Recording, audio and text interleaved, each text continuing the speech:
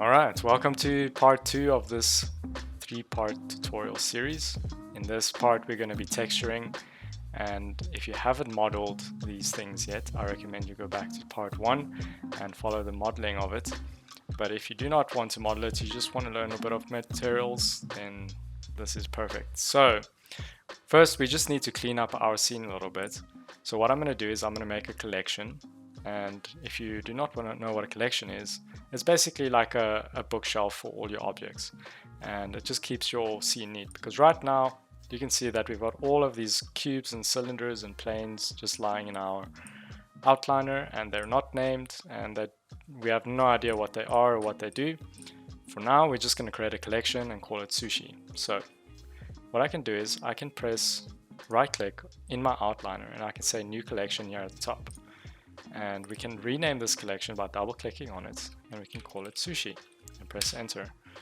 So now to get all these objects inside of that collection, we can select one of our objects at the bottom or at the top, and holding in shift we can select all of the in-betweens. And what we can do is we can drag this into our collection just like that. So now if I was to close this collection and I was to press the I on it, you can see everything disappears. So now everything is a little bit more ordered and easier to control. Let's set up a camera. So to set up a camera, we can say Shift A, and we get this little window, and what we can do is we can go down to camera. And what that does is we've added a camera. To go into this camera, we have to press 0 on the numpad, and now we can see what our camera sees. When we render this, this is what it's going to render. We're just going to be rendering part of this plane. So how do we move this camera around? An easy way to do this is if we go into our side menu, let me just move this reference to the side over here. If we go to our side menu, we can see we've got item, tool, view. You won't have screenshot keys, but in view, what we can do is we can say lock camera to view. Let me just drag this out. Lock camera to view. You'll see that this red outline pops up on our camera. So now that means is wherever we go in our viewport, our camera is going to see that. So if I scroll a little bit, you can see that now my camera moves around with my viewport. And what we can do is we can position our camera using shift and middle mouse button to pan around, and then just middle mouse button to orbit around. We can pan around and get the right position. If I want to zoom in again, I can scroll in, but an easier way to control our zoom is if I hold in control and I hold in middle mouse button, that zooms in a little bit more precisely. So what we can do is we can zoom in like this, and if we want to go out of this view or this camera to view mode, we just need to untick this, and then we can go back to item. With our camera selected, you'll see that it's got an orange outline.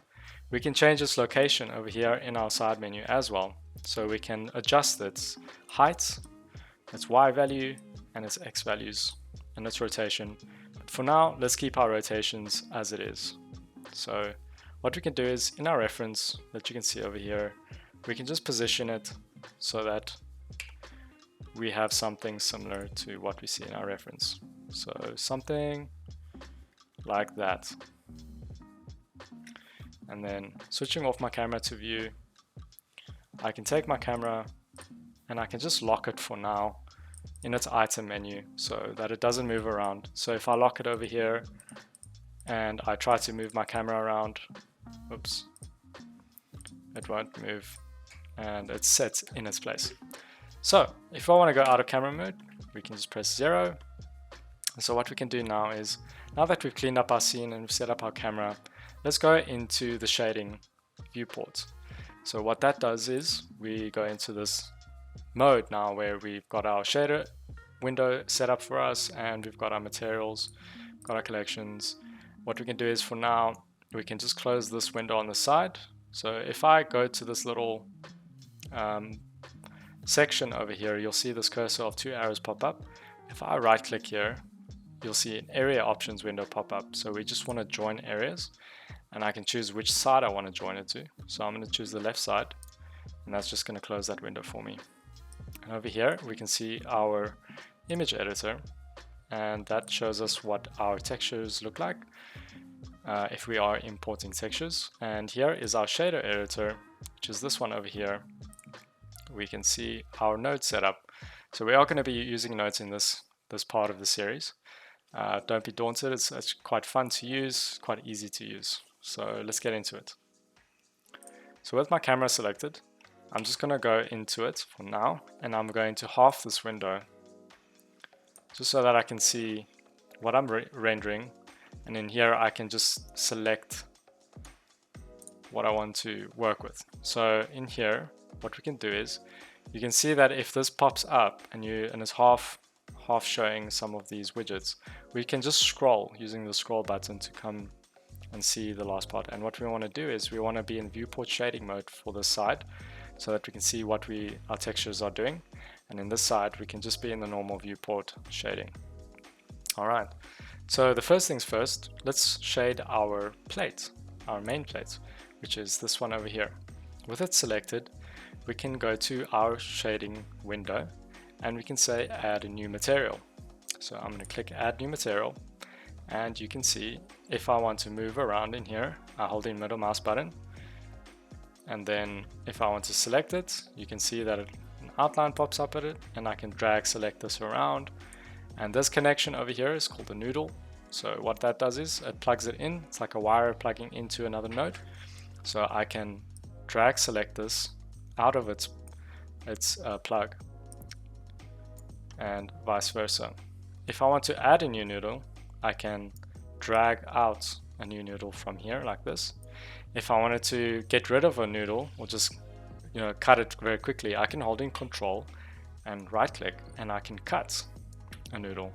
And you can see now that my texture disappeared. That's because we got no more material data.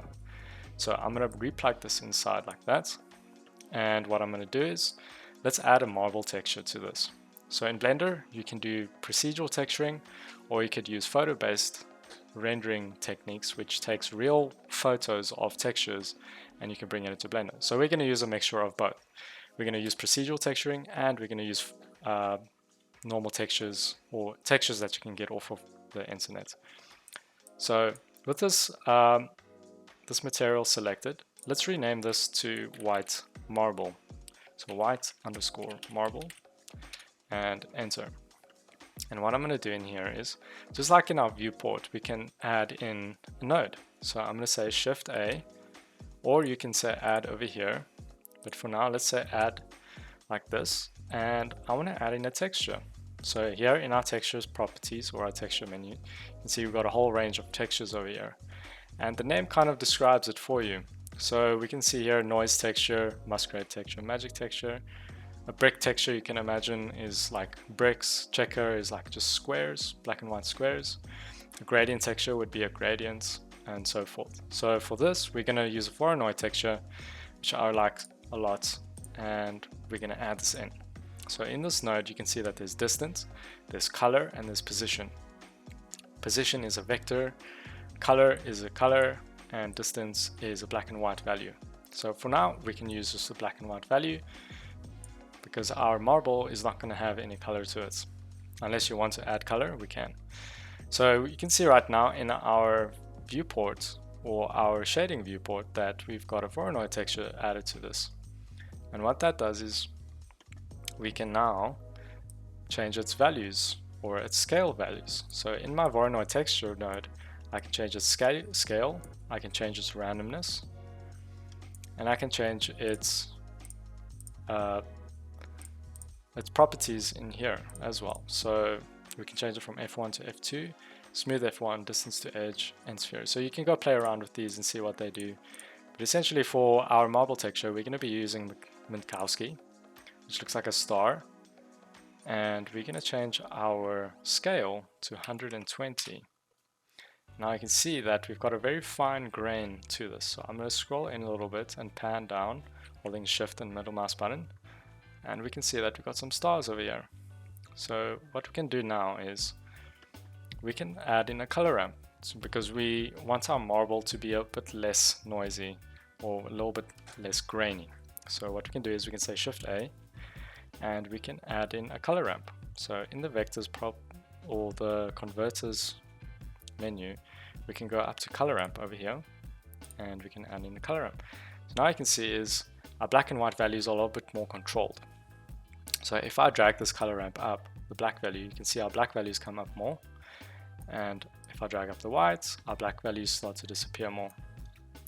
So what we can do is we can get a fine balance between black and white, and I think if I just drag up my black a little bit and I drag up my whites a little bit, I think that starts to look great. So next, what we can do is we can go up to our plate. On our plate, we're going to say new, and we're going to say black marble underscore marble, enter.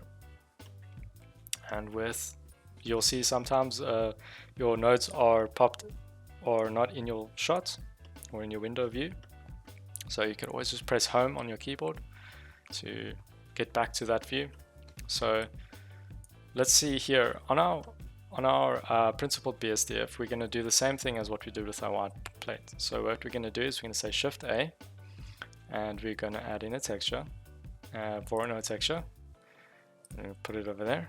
We're going to say Shift A, going to go to Converter, Color Ramp, and add that in, and we're going to plug the distance into the factor, and then the color into the base color, and then we can change our Euclidean property to Minkowski, our scale to 120, and now you can see we've got exactly pretty much the same as what our white plate is. Now all we need to do is we just need to swap our black and white values around. So we can do that in our color ramp. So I'm going to take this black value, and I'm just going to swap them around like this. And what you can see is we've got an inverted value for our marble now. And what that looks like in here is pretty much exactly the same. We can just bring up our white values a little bit and bring up our black values, something like that, and that looks great. So now I realize with our white marble as well, we don't have a roughness for it, and that is because we haven't added a roughness value to it yet. So what we could do is we could make this roughness a little bit less, because that's what gives marble its shininess. So we can pull our roughness down to about 0.2, and in this one, what we could do for it, for the black marble, is we could plug our color ramp into our roughness value as well. And what that is going to do is all our white values is going to be a roughness value of 1, and all our black values is going to be a roughness value of 0. And what 0 means is that it's got no roughness. So we could always drag this up a little bit if we want to change the value. If you wanted to make the black a little bit less rough or shiny, you can drag its value up as well, like this. For now, we can just keep it at 0, and I think that looks great. So what we can do now is we can actually link these materials to our plates support. So with them two selected, holding in Shift, I can select my main plate, and what we can do now is we can say Control L to link data, and we can say link materials. And what that does is it applies the material that we created to our two objects over here. So now let's move on to our soy bowl. Very easily, let's select our soy bowl and say new, and we can just say bowl.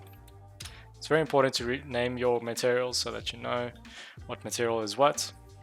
So in here, there's a texture that looks quite like blue rings.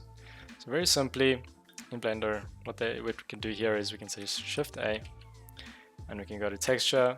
Let's go to magic texture, and we can plug in our color into our base color, just like that. Now you can see that we've got something like that. So at this point, we can add in a color ramp as well. So let's add in a color ramp. And now we can play with the scale, its distortion, get something like this, and we can play with its color and its values in the color ramp. So I'm going to change this black value to a blue, something like that. You can always use an eyedropper as well if you want to eyedrop a color, but I'm gonna use the blue like this. Just eye it. I'm gonna bring my white value up a little bit so that it makes it less smudgy, and get something like that. And I'm just gonna tweak this, something like that. Now you notice that there isn't any liquid in our bowl, and that's because we didn't model it in. So quickly what we could do is go into our bowl, go into edit mode, pressing tab, or we can go into here on the menu. I haven't had my preferences saved.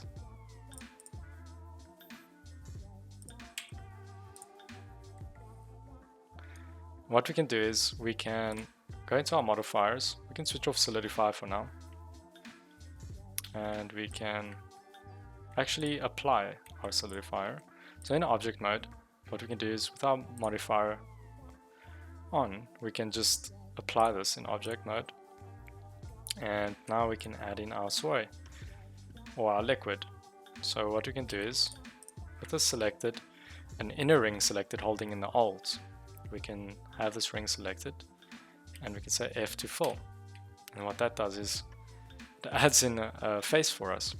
So what we can do now is we see that our marble texture is applied to our soy, and that's not what we want.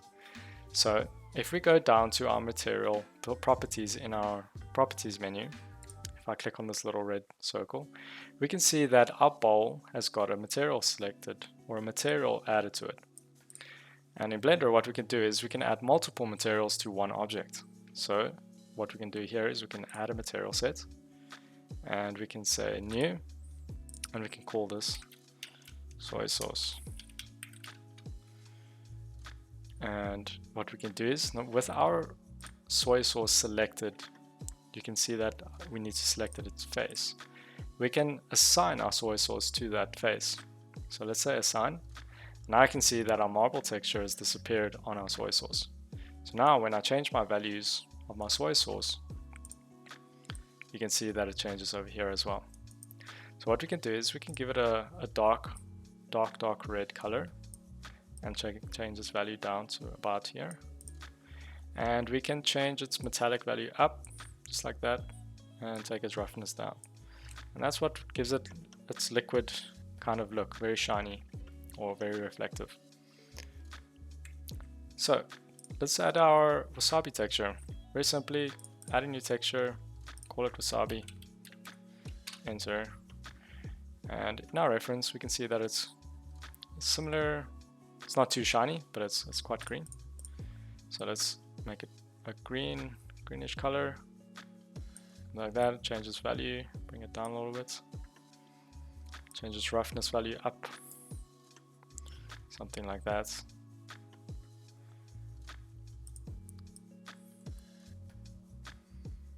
Something like that.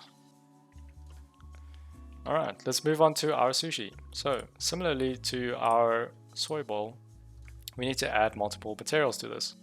So what we can do is we can have our sushi selected, and because we instanced it, we will see the textures pop up on these other two as well. So what we can do is we can add a new texture, call this sushi underscore 01,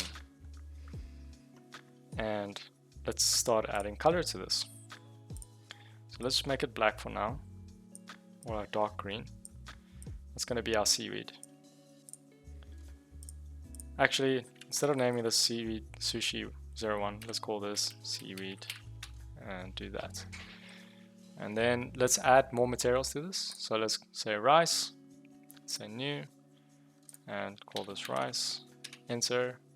Let's add in a new one, pressing new, changing our name, and let's call it salmon, just like that. So our sushi roll has got 3 materials. It's got seaweed, it's got rice, and it's got salmon. So in our seaweed selection, we can select it over here in our outliner as well. So let's select our seaweed and let's change its properties. So in our reference, we can see that our seaweed is like a bump, or it looks very bumpy, and it's got a texture to it. So what we do there is we can say Shift A, and we can go to our search bar, or we can go to vector and we can say bump. So what that's going to do is, if we add a bump to our normal, because what a bump does is it's a normal value, you're not going to see anything pop up because we need to add in a texture, we need to add in data into its height. So what we can do is we can add in a texture. So let's add in texture, noise texture, and let's put in the color into the height. And what happens is we see this bump pop up. So if I change my scale, you can see the bump changes on my seaweed or my entire sushi roll. So what we can do is we can play around with the values until we're happy with it and change its detail. The higher your detail goes, the more render intensive it's going to get. And you can change the roughness. A low roughness value will make it look more liquidy, and a higher roughness would make it look more textured or rough, I guess. And you can distort it as well. But for now, let's keep our distortion at 0, roughness at 1, detail at 2, and let's change our scale to something like that. 7 looks good. And let's change the value of our green to a little bit darker, something like that. Great. So now we notice that we need to add our salmon and our rice to this. So with our sushi roll selected, we can go into edit mode, and this is how we do it. If we just turn off our subdivision mode for now, what we can do is we can select the faces that we want our rice or our salmon to show up on. So very easy. Holding an Alt, let's select a ring for our rice. So you have to select an edge that is flowing like this.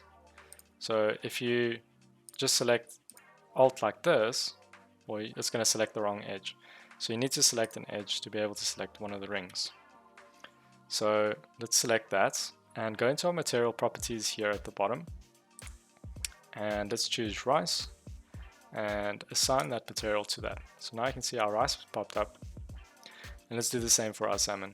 So selecting this face, I'm going to say Control+ to select more, and I'm going to say Control+ again to select again. And I'm going to choose salmon, and I'm going to say assign. So now, when we change our salmon material or our rice material, we're going to see a change on our sushi roll. So let's select our rice, and let's add in a texture. So for this, let's add in a Voronoi. Let's add in a bump. Where is bump? Here. And let's put our distance into our height and our normal into our normal. And what we're going to see is we're going to see a Voronoi bump pop up. So what we can do is we can invert this bump to make it look like it's bumping outwards. So a little more of a rice look. And it's going to look something like that. So what we can do now is we can say change our F1 to smooth F1. That's just going to smooth out our bump a little bit. And let's play around with our scale. So something like this. And that's going to give us a kind of rice look to our sushi roll. And you could always play with the smoothness and the randomness to give it more of the look that you want. I'm going to say something like this. A scale of 28 is great. You could also change the color of the rice. So here in the base color, we can make it a green rice, whatever color you want. I'm just going to choose a very pale yellow for now. Something like that. And I'm going to change this value up. Something like that. So let's do our salmon texture. So we can change to our salmon texture here in our little list of textures. But we could also use our drop down over here. And you can see that we've got all our textures in our scene. So we can choose salmon from here as well. And let's give this a color. So we can give it like a salmon-y color, something like that. If you want the hex value, it's here on the screen. I'm going to say something like this. What we can do is to give those fat rings on our salmon, we can add in a wave texture. So in Blender, let's add in a wave texture. So wave texture, and I'm going to add in a color ramp. So let's go to converter, color ramp. And I'm going to plug the color into the factor, color into the base color. What that does is it changes all our colors now black and white. and we don't want that. So let's just undo that quickly. And let's take this value over here and let's copy it, saying Control C for our hex value. And let's add in our wave texture again, just so that or our color ramp in that matter. So I'm just going to say Shift A, and then in the search bar, I'm just going to look for color ramp, plug this in, color. I'm going to change my black value, and I'm going to paste in that color that I just changed, something like that.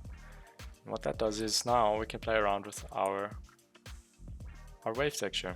So in our wave texture node, we can change the scale, and that's going to add in more rings or less rings depending on your scale.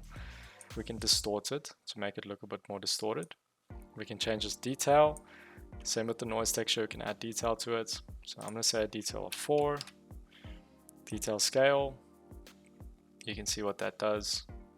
I'm just going to keep detail scale at 1 for now, and there you go.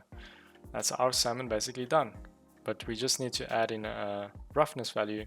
So what we can do is we can change our roughness to 0.2 to make it a bit more shiny in our render. Alright, so that is our salmon or our sushi rolls done. Let's move on to these bigger sushi rolls, or whatever you want to call them. So what we could do is, instead of making a whole new texture for this, we can just assign our rice texture to it. So in our little drop down arrow over here, we can just say rice. That adds our rice to it. And you can see it doesn't look exactly like rice. So let's just change the strength of our bump to a little bit less, something like that, so that it's not so dark on the edges. So our bump, let's change our bump to 0.53 and press enter. Now you can see that our rice also changed on our sushi rolls. Alright, and then what we can do is we can assign our salmon to these top parts as well. So let's just click on our drop down and choose salmon, and something like this pops up. Now if you're not too sure and you want to have more control over your salmon, what we could do is we can add in a mapping node. And to adding a mapping node, we need to have Node Wrangler installed as an add-on. So to do this, you would press Ctrl T. So let me show you where you can add this as an add-on. So if we go into Preferences, go to Add-ons, and we type in Node over here in the search section, you can see Node Wrangler popped up, and I've got it selected over here.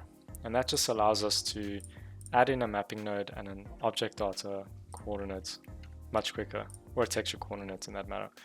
And if I change this value to object, you can see that our salmon completely changes. So that is because now it's reading its object differently. But we can keep it to generated for now. And you can see if we change our X location over here, you can see that our salmon actually moves along the x-axis, or the axis that you're controlling. So we can change its rotation, we can play with its different values over here, so you can get more of a salmon look by just playing with these values and changing the scale and playing around with the distortion to get the look that you want. So simply just adding it to this sushi part as well, this, I don't know what to call it, but we can select our part and we can select the materials, or we can just add it in our drop down over here, salmon and rice.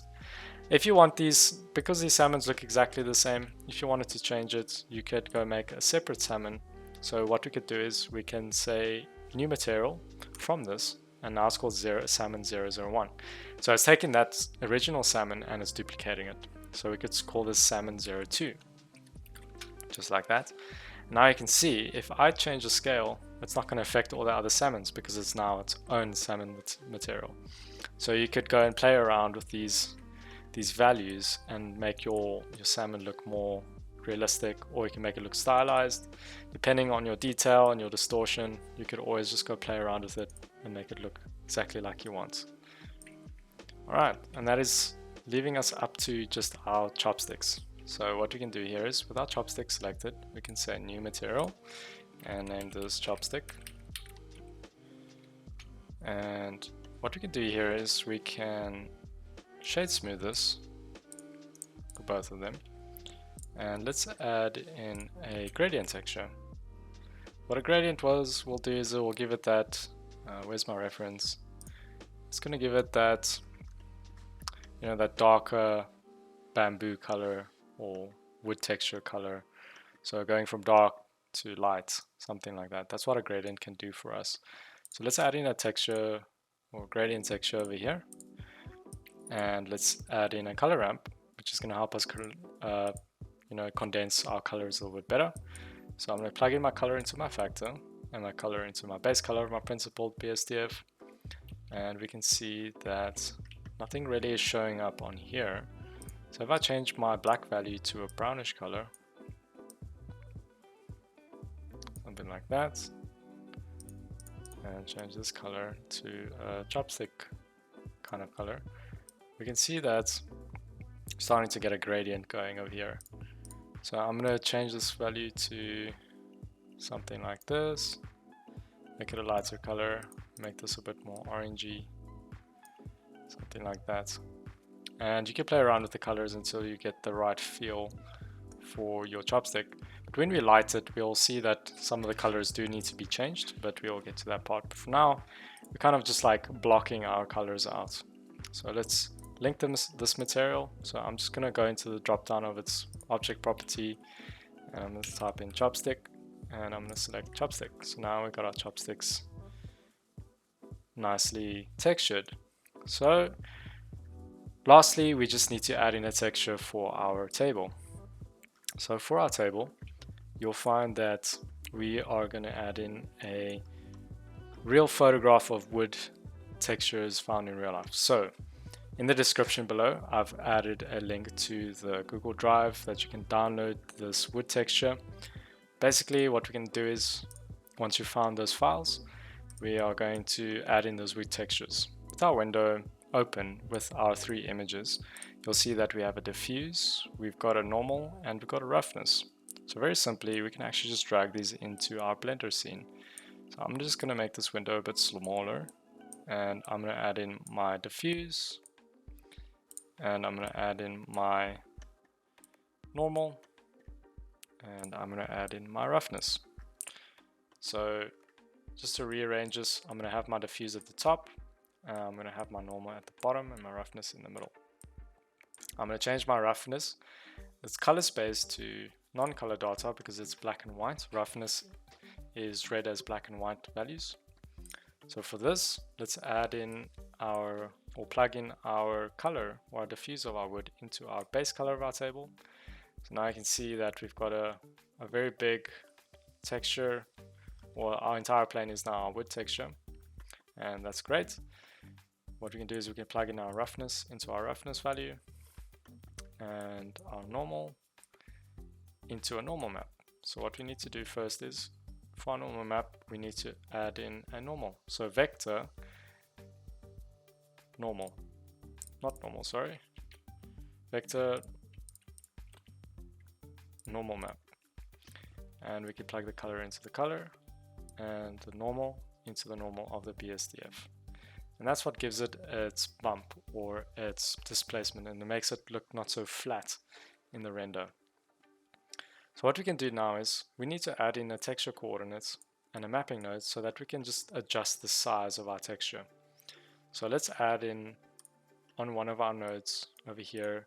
We can select it and say Control T, and we can just drag this out a little bit. And what we can do is we can start plugging this into each vector of our node, because we need our vector to read in each of our textures, or our mapping node to be read in each of our textures. So now, if I change the scale of these values at the bottom, so holding in left click and dragging over the three values, if I change it to a value of 3, you can see that our wood texture becomes smaller. And if I change it to, let's say, 0.5, it's going to become much bigger. So you get the idea. So I'm going to say 0.3 for now.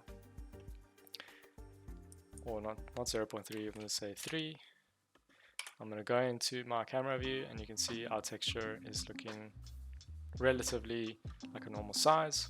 So you can change this location over here in the location value. So you can see if I change the X, the location of the texture changes, and you can adjust it accordingly until you're happy with what you're going to get. If you change the Z value, nothing's going to happen because it's a flat plane, and what the Z value is the height of the texture. It's not controlling the bump or anything. You'll see that nothing happens there.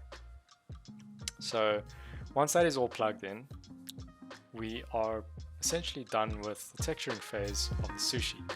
So if you are done and you're up to this point, you are ready to go to the lighting and the rendering part of this series. See you in the next video.